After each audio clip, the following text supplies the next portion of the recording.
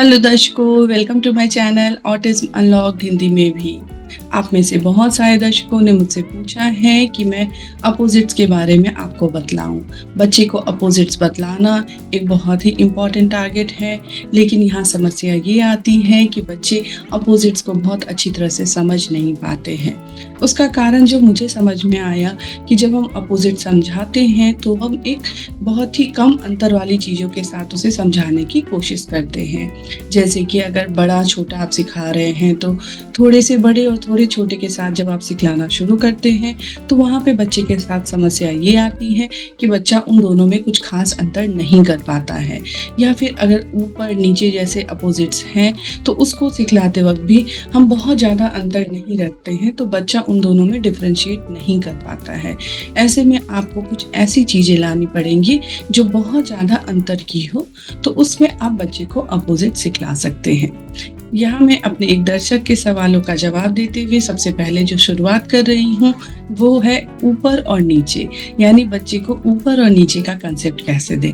मैंने आपको बतलाया है कि आपको अपने बच्चे को खेल खेल में बहुत सारी चीज़ें सिखलानी है, तो आप खेल खेल में इस चीज़ को शामिल कर सकते हैं। इसमें जब आप उसके साथ खेलेंगे तो आप कह सकते हैं ऊपर नीचे, ऊपर नीचे। इस तरह से आप ऊपर और नीचे खेल खेल में भी सिखला सकते हैं और बच्चे को ऊपर और नीचे बोलने के लिए प्रोत्साहित करें।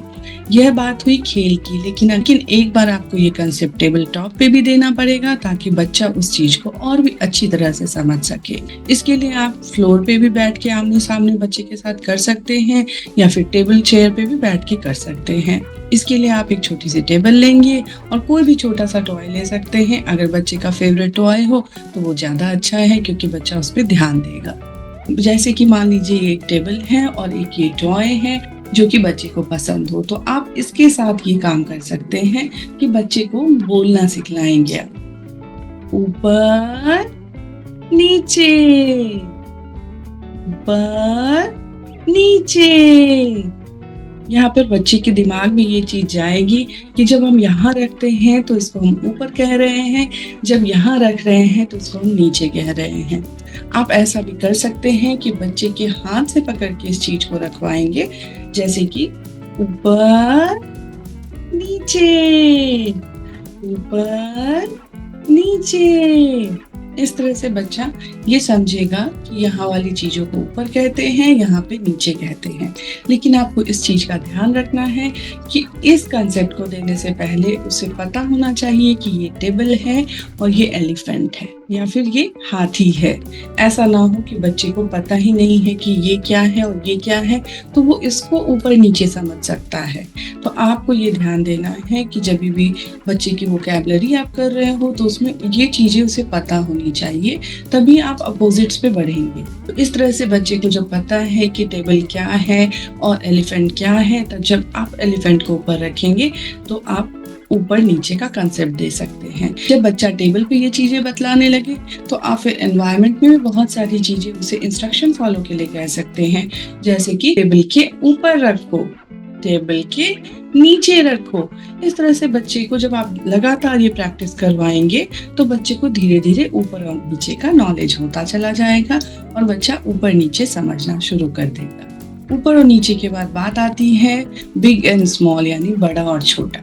बड़े और छोटे में भी आपको ये ध्यान रखना है कि जब भी आप कोई चीज बड़ा और छोटा बतलाएं तो दोनों में काफी अंतर होना चाहिए, यानी कि कोई चीज बहुत बड़ी होनी चाहिए और कोई चीज बहुत छोटी होनी चाहिए।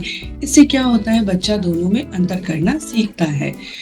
इस चीज को एक्सप्लेन करने के लिए मैंने एक पावर पॉइंट प्रेजेंटेशन बनाया है जो अभी मैं आपको शेयर करने जा रही हूँ।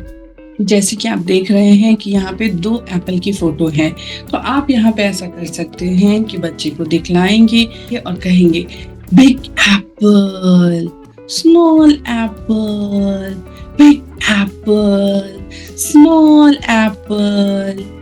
यहाँ पे 2 बड़े अंतर वाले शूज हैं, आप बड़े शूज को दिखला के कहेंगे बिग शूज, स्मॉल शूज।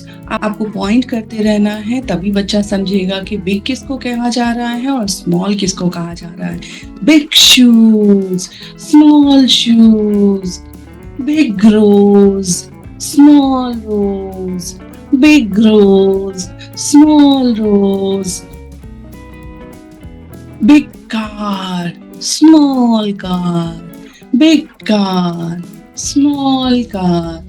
आप यहाँ गौर कर रहे होंगे कि जब मैं ये चीज़ें कह रही हूँ, तो मेरी आवाज़ में काफ़ी उतार-चढ़ाव है और उस तरह से मैं चीज़ों को बतला रही हूँ। इसका कारण ये है कि जब आपकी आवाज़ में उतार-चढ़ाव रहता है, तो बच्चा उस चीज़ के लिए अट्रैक्ट होता है और बच्चा उस चीज़ को देखता है और जब बच्चा देखता है तभी उसे सीख पाता है। तो इस तरह से कुछ चीज़ें आप बुकलेट के फॉर्म में बना लेंगे। आप कोई भी 4 पेज ले लें, उसमें किताबों से या मैगज़ीन से ये फ़ोटोज़ काट करके बिग और स्मॉल की फ़ोटो एक पेज में एक साथ जिस तरह से मैं आपको दिखला रही हूँ, उस तरह से आप चिपका करके भी बच्चे को बतला सकते हैं और या फिर आप पावर पॉइंट प्रेज़ेंटेशन बनाना अगर जानते हैं, तो वो भी बना करके बच्चे को दिखला सकते हैं।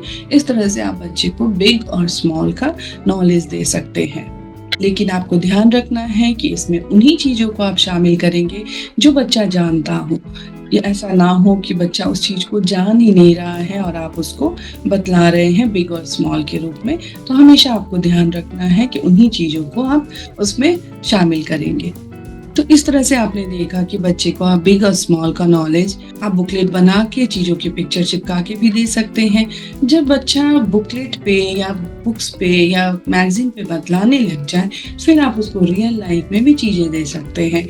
जैसे हम ऐसा करते थे कि हमारी जो कार होती थी, उसके साथ में बच्चे की टॉय कार लेके जाते थे और बच्चे को दिखलाते थे उस समय में कि उस समय दिखलाते थे जो बड़ी कार होती थी उसको कहते थे big car, small car, big car, small car. जो शूज़ होते हैं जैसे पापा के शूज़ बड़े हैं और अथर्व के छोटे हैं, तो वहाँ भी हम उसे दिखलाते थे big shoes, small shoes, big shoes, small shoes. तो इस तरह से एनवायरनमेंट में भी आप धीरे-धीरे उस चीज़ को सिखलाने लगते हैं, तो बच्चा बिग और स्मॉल का अंतर समझने लगता है। इस तरह से आपको कुछ ना कुछ क्रिएटिव चीज़ें निकालनी होंगी, जिसके द्वारा बच्चे को हर तरह के अपोज़िट्स का नॉलेज देना पड़ेगा। इस एपिसोड में मैंने ऊपर, नीचे और बिग और स्मॉल को कवर करने की कोशिश की है। आगे कोशिश करूँगी कि कुछ और अपोज़िट्स को कवर करूँ। आप मुझसे किस टॉपिक पे वीडियो बनवाना चाहते हैं, प्लीज़ कमेंट सेक्शन में ज़रूर लिखिए और जो मैं आपको समझा पा रही हूँ, क्या वो समझ पा रहे हैं आप? और अगर किसी भी तरह का कन्फ्यूज़न हो, वो भी आप कमेंट सेक्शन में ज़रूर पूछें। मैं अपने अनुभवों के आधार पे आपको इसका उत्तर देने की पूरी कोशिश करूँगी। So thank you so much for joining and thank you so much for watching my channel. Please like and subscribe my channel to get all the updates. Thank you.